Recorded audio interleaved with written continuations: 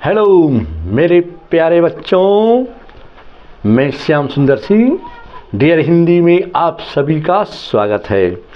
आइए मेरे प्यारे बच्चों, दिगंत भाग 2 पाठ 7 ओ सदा नीरा जगदीश चंद्र माथुर द्वारा लिखित यात्रावृत्त निबंध के रूप में प्रस्तुत करने जा रहा हूँ। और यह निबंध उनकी पुस्तक बोलते क्षण से यहाँ प्रस्तुत है। बोलते क्षण, हाँ, एक बात ज़रूर हमारे बच्चे ध्यान देने की ज़रूरत है। बार बार मैं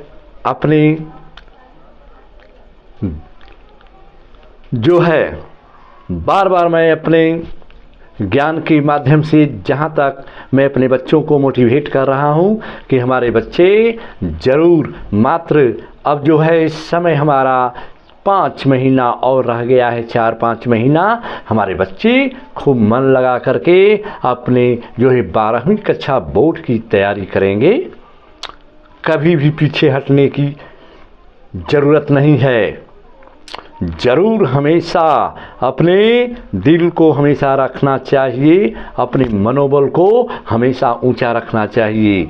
बच्चे, हाँ, बताया गया है कि यह प्रदीप जो दिख रहा है झिलमिल दूर नहीं है, थक कर बैठ गए क्यों भाई, मंजिल दूर नहीं है। हमेशा अपने लक्ष्य को, हमेशा हाई थिंकिंग सिंपल लाइफ हमेशा जीवन में हमेशा बनते रहें।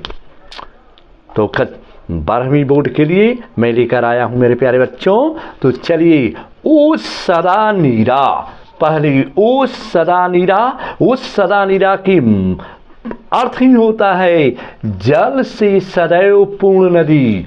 माने वह नदी कौन है जो जल से हमेशा भरी हो। तो यहाँ पर हमारे बूढ़ी गंडक नदी के बारे में हमारे लेखक ने इसका परिचय दिया है। बूढ़ी गंडक नदी जो चंपारण क्षेत्र से हमारी प्राचीन सभ्यताएं नदी घाटियों में विकसित हुई है।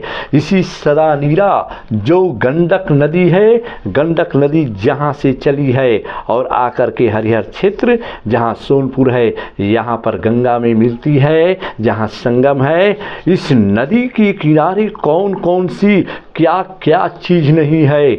भगवान बुद्ध से लेकर हमारी प्राचीन सभ्यताएं, हमारे ओराव जातियां कितने आकर के रही हैं। ये गंडक जो है हमेशा अपने पास में उनको बसने का दिया है।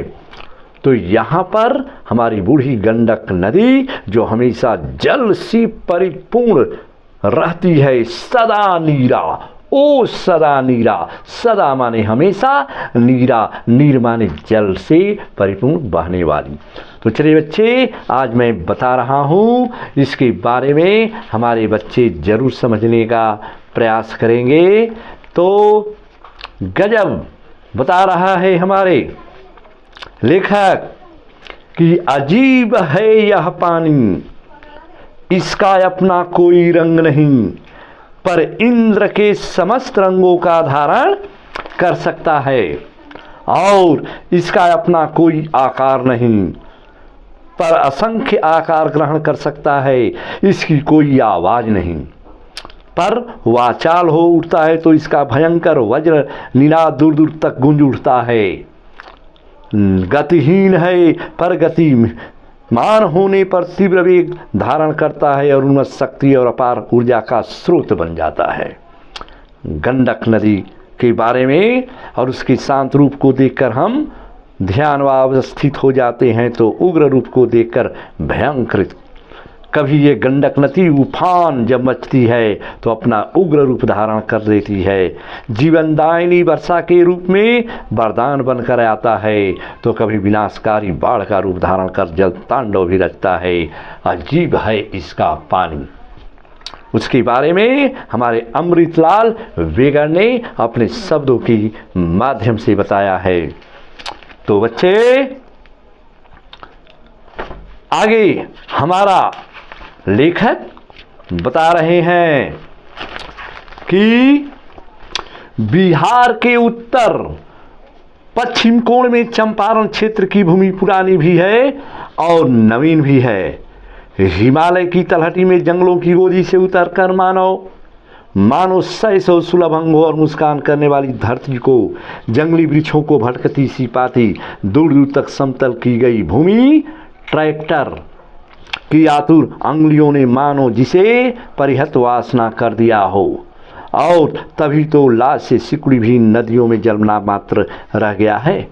बालू के डगरों के बीच खोई सी रह गई है धाराएं जो कभी बंसरी से ढकते वक्षस्थल में किलकती रहती थी। गंडक नदी का वर्णन करते हुए बता रहा है हमारे लेखक जगदीश चंद्र माथुर द्वारा ये निर्मित ये शीर्षक हमारे सदा नीरा के बारे में बता रहा है लेखक। हमारे प्यारे बच्चों, बता रहा है लेखक कि अब वे किलकती नहीं है, अब अपने उफान द्वारों द्वारा यह तो लाज में गड़ी निष्पन्न सकती रहती है। यह बरसात के दिनों में उन्मत्त यौवानों विरंगनाओं की भांति प्रचंड नर्तन करती है। जब बरसात का दिन आ जाता है तो गंडक नदी अपने उफान, तीव्र उफान पर उठती है। मसान सिकराना पंडई भुजाएं फैला फैला कर उसी मानव को परुष को ललकारती है जिसने उन्हें निर्वसन कर दिया। निर्वसन बिना वास का, वसन बिना कपड़े का। सन 62 की बाढ़ का दृश्य जिन्होंने देखा होगा, सन 1962 का दृश्य बता रहा है यहाँ पर लेखक। 1962 में यह ऐसा भयंकर रूप आया था कि क्या कहना है। बच्चे तो देखा होगा, जिन्हें देखा होगा वे 1962 का दृश्य तो रामचरितमानस के कैकेयी के क्रोध रूपी नदी की बाढ़ की याद आई होगी। चलिए यहाँ पर भावार्थ रूप बता रहा है कि रामचरितमानस की कैकेयी किस तरह से भयंकर रूप धारण कर करके राम को 14 वर्ष का वनवास कर दिया। वैसी भयंकर रूप जब अपना विकराल रूप धारण करती है गंडक तो अपना अति दृश्य को दिखा देती है। आज से चलिए आगे हम चलते हैं। बता रहा है लेखक कि आज से 2500 वर्ष पहले गौतम बुद्ध इन नदियों के किनारे किनारे पाटलिपुत्र से मल्लों, मौर्यों और शाक्यों को उपदेश देने जाया करते थे। तब ये नदियां संयमित थी। संयमित अपने नियंत्रण में होना, ध्यान देना है बच्चे। संयम पानी, घना जंगल था और वृक्षों की जड़ों में पानी रुका करता था। बाढ़ आती थी पर इतनी प्रचंड नहीं। और पिछले 600-700 साल में महावन जो चंपारण से गंगा तक फैला हुआ था कटता चला गया, ऐसे ही जैसे अगणित मूर्तियों का भंजन होता है। वृक्ष की प्रकृति देवी बंसरी की प्रतिमाएं हैं। वसुंधरा भोगी मानव और धर्माधन एक ही सिक्के के दो पहलू हैं। हमारे लेखक एक एक से उपमा देते हुए बता रहा है। और इस धरती के निवासी भी प्राचीन और नवीन के मिश्रण हैं। जान पड़ता है कि आदिकाल से आने वाले जाने वाले को ताता बंधा रहा है। जंगल से छीनी गई धरती को जोतने के लिए पुष्प प्राय हाथ प्राय बाहर ही आते रहेंगे। पिछले 500-700 वर्षों में उस नदी पे थारू और धांगड़ जातियाँ यहाँ आकर बसी थी इस गंडक नदी के किनारे। जैसे बच्चे हम लोग जानते हैं कि लोग कहते हैं कि प्राचीन सभ्यताएं कहाँ पर विकसित हुई थी, तो प्राचीन सभ्यताएं नदी घाटियों में ही विकसित होती थी। उसी तरह से ओराव, मुंडा, अन्य जाति, धांगड़, अन्य जितनी भी जातियां हैं वे जो आकर के इस नदी के किनारे बसी। और बच्चे थारुओं के उद्भव के विषय में अनेक मत है। वे लोग अपने को आदिवासी नहीं मानते। थारू शब्द को थार राजस्थान से निकाला गया है। थारू, थार, जहाँ पर थार एक जगह है राजस्थान में जहाँ से मरुभूमि का एक भयंकर जगह है। तो थोड़ा हमारे लेखक परिचय देते हुए बता रहा है कि इस नदी के किनारे आकर के हमारे अन्य जातियाँ भी बसी थी। धांगड़, प्रश्न भी बनता है बच्चे कि धांगड़ शब्द का अर्थ क्या है। तो धांगड़ शब्द का अर्थ होता है भाड़े का मजदूर। ये प्रश्न कभी कभी ऑब्जेक्टिव टाइप का क्वेश्चन बनकर आता है। तो धांगड़ों को 18वीं शताब्दी के अंत में लाया गया नील की खेती के सिलसिले में। बताया गया है अंग्रेजों के ज़माने में जब हमारे महात्मा गांधी ने इसका विद्रोह निलहे, गोरों खेती होती थी तो गोरों से विरोध लड़े थे। ये लोग दक्षिण बिहार के छोटा नागपुर पाठार से लाए गए और वहाँ के आदिवासी जातियाँ ओरांव, मुंडा और लोहार इत्यादि के वंशज हैं। धांगड़ शब्द का अर्थ है ओराव भाषा में भाड़े का मजदूर। इनके लोकगीतों में 200 से वर्ष के अन्न प्रस्थान की कथा बिखरी पड़ी है, जब नील के खेतों पर काम करने के लिए अंग्रेज लोग इन्हें अपने यहाँ उनसे श्रम के रूप में काम लेते थे। उन दिन चंपारण के एक सुदूर गांव में बताया गया है कि इस वीणा की विविध रागनी सुनने को मिली। थारुओं में अनुपम गृह कला, धांगड़ों का नर्तन, पूर्वी बंगाल के पुनर्वासित किसान की करुण कीर्तन। यद्यपि मेरा अनुरोध है कि देहाती आयोजन किया गया था, वहाँ पर थारुओं को कला मूलतः उनके दैनिक जीवन का एक अंग है। जिस पात्र में धान रखा जाता है वहाँ सिक्का बनाया जाता है कई तरह के रंगों बिरंगों और डिजाइनों के साथ। बड़े वहाँ का एक प्रचलन है अपने यहाँ जो थारू लोग हैं। चलिए आगे हमारे लेखक बता रहा है कि सीप की रंग बिरंगी टोकरियों के किनारे सीप की झारा लगाई जाती है। झोपड़ी में प्रकाश के लिए जो दीपक हैं उसकी आकृति भी कलापूर्ण होती है। शिकारी और किसान के काम के लिए पदार्थ मूल से बनाए जाते हैं, उनमें भी सौंदर्य उपयोगिता का अद्भुत मिश्रण देखने को मिलता है। सबसे मनोहर वहाँ का दृश्य है कि कोई भी नववधू जब एक अनोखा अलंकरण जो मात्र आभूषण से नहीं है, हर पत्नी दोपहर का खाना लेकर अपने पति के पास जब वहाँ खेत में जाती है तो नववधू जब पहली बार इस कर्तव्य का निभाने जाती है तो अपने मस्तक पर एक सुंदर पीढ़ा रखती है वहाँ का, जिसमें 3 लटे बेड़ियों की भती लटके रहते हैं और हर लट में धवल सीपों और बाजुओं के सफ़ेद पिरोए रहते हैं। इस तरह से हमारा लेखक एक एक से दृश्य का वर्णन बताया है, एक एक शब्दों का, एक एक से अनुभूतियों का। वहाँ पर बताया गया चंपारण क्षेत्र में से ही हमारे गांधी जी ने एक आंदोलन छेड़ा था जिसका जगह का नाम है कि बता रहा है लेखक कि मेरा अविस्मरणीय अनुभव रहा है सुदूर भीतरहवा गांव से। यहाँ गांव मोलवा के निकट है जहाँ सन 17 में एमन साहब की त्युति बोलती थी। अंग्रेज लोग का ज़माना था जिसमें एमन, और जब गांधी जी चंपारण की रैयत को भय और अत्याचार के चंगुल से बचाने का प्रयत्न कर रहे थे, जो किसान मजदूर थे वहाँ के रैयतदारी, तो उस समय ग्रामीण जनता की सामाजिक अवस्था का सुधार का श्री गणेश उन्होंने किया था। महात्मा गांधी ने मजदूरों के लिए लड़ा था, वहाँ के किसानों के लिए लड़ा था। श्री रामनवमी प्रसाद ने बताया कि एक दिन किसी गाँव में किसानों की शिकायतों का अध्ययन करने गांधी जी जा रहे थे उनके साथ, तो दूर जाना था, हाथी पर दोनों सवार थे और कड़ी धूप थी। तभी गांधी जी ने ग्रामों की दुर्वस्था को दूर करने में शिक्षा का अपना महत्ता पर विचार प्रकट करने उन्होंने वहाँ जब तक ग्रामीण बच्चों को शिक्षा की व्यवस्था नहीं होगी तब तक केवल आर्थिक समस्याओं को समझाने का काम नहीं चलेगा। महात्मा गांधी ने वहाँ पर जा कर के गाँव में जा कर के पूरे गांव को संबोधित किए थे कि यहाँ के लोग शिक्षित बन करके अपने अधिकार को लें।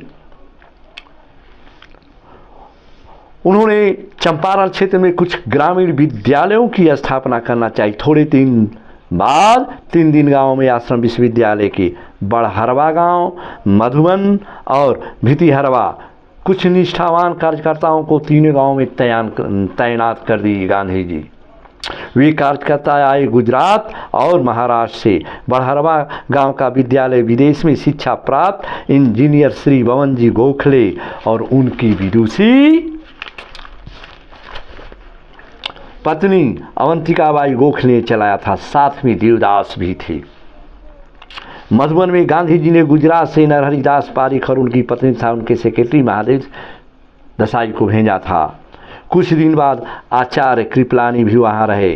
भितिहरवा के अध्यक्ष वयोवृद्ध डॉक्टर देव और सोमन जी।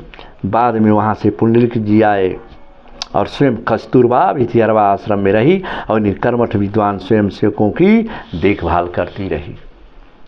चलिए, ये हमारी जितने भी गंडक नदी से सटे हुए और हमारे चंपारण क्षेत्र जो रहा है उसी क्षेत्र से गुजरते हुए वहाँ पर गांधी जी ने अपना गरीबों को, हमारे गाँव के अशिक्षित लोगों को शिक्षित करने का काम किया था विद्यालय बना करके।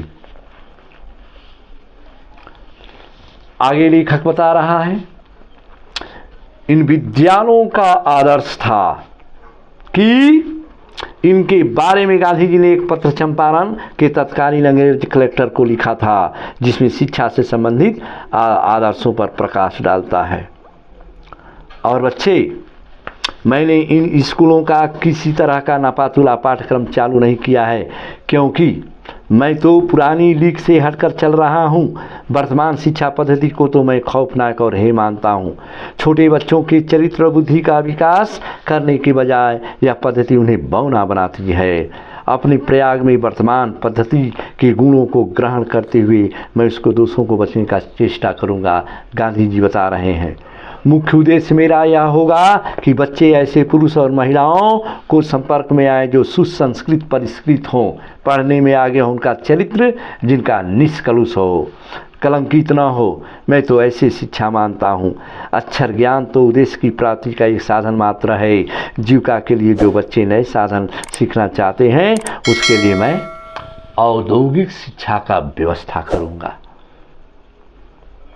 आगे बहुत से दास्तान देखने को मिलता है।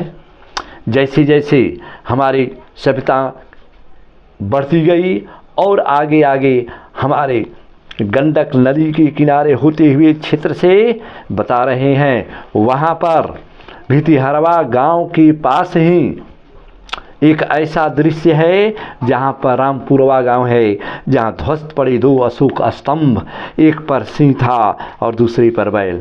ये पुष्ट मौर्य कला के नमूने, शायद रामपुरवा कोई बौद्ध तीर्थ स्थल रहा हो।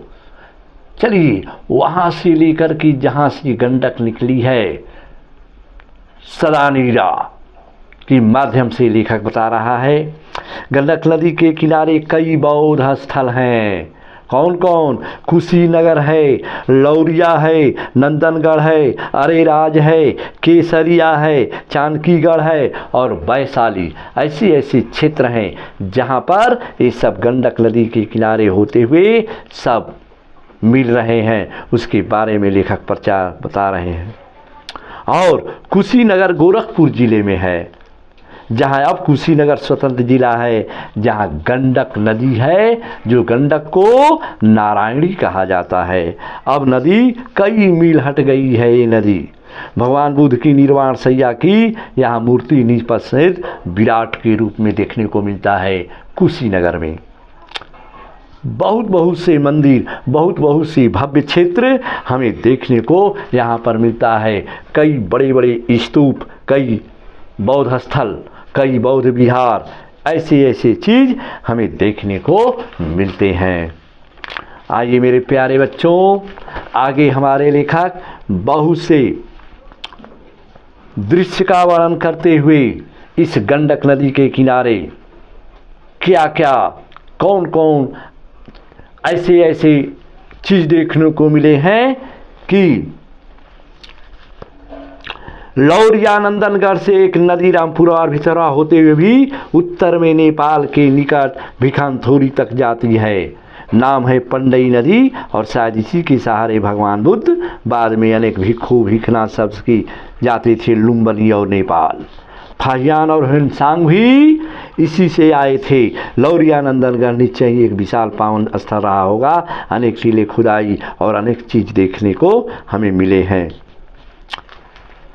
आइए मेरे प्यारे बच्चों, आगे बता रहा है हमारे लेखक कि यह जगह एक ऐसा जगह है जहां पर भैंसालोटन में भारतीय इंजीनियर जंगल के बीच इस नवीन जीवन केंद्र का निर्माण कर रहे हैं। जहां गंडक नदी का पानी है, कहा जाता है कि पानी गिरने से ही बिजली की निर्माण होती है। तो वैसे ही एक जगह है भैंसालोटन में भारतीय इंजीनियर जंगल के बीच इस नवीन जीवन केंद्र का निर्माण कर रहे हैं। प्राणवान विद्युत तुल्य सिराओं का जाल फैला रहे हैं। मोटरबोट गंडक के वक्षस्थल को चीरकर आगे बढ़ रहे हैं और इंजीनियर वहां पर बराज और नहरों की टेक्निकल बातें समझा रहे हैं, बता रहे हैं। और मैं सच बता रहा हूं कि जुगों जुगों से होती आई यहाँ पर यही नदी है जहाँ पर गज और ग्राह की लड़ाई हुई थी, जिसको बता रहा है लेखक। धन्य और अभाव की ग्राह के विकराल मुख में फंसे जाने पर जन समुदाय को संकट मोचन करने के लिए यहाँ पर पौरुषयुक्त नारायण विराट रूप का निर्माण हो रहा है।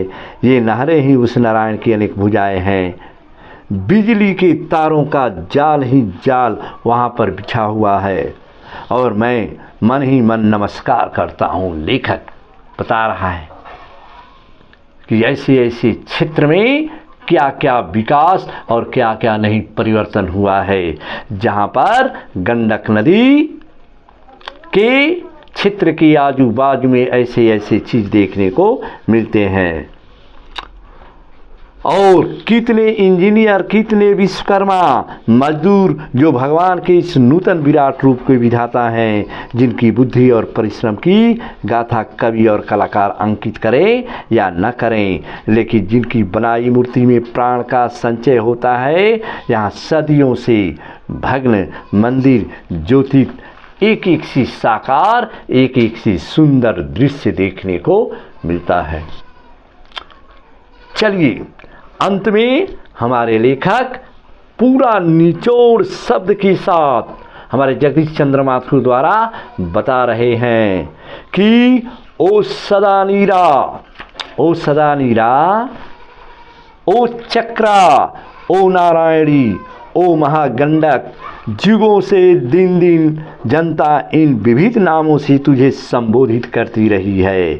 तेरी चीर चंचल धारा ने उनकी आराधना को कुसुमा अगणित तीर्थों को ठुकरा दिया, पर आज तेरे पूजन के लिए जिस मंदिर की प्रतिष्ठा हो रही है उसकी नींव बहुत गहरी है, इसे तू ठुकरा नहीं पाएगी। ओ सदा नीरा को संबोधित करते हुए हमारे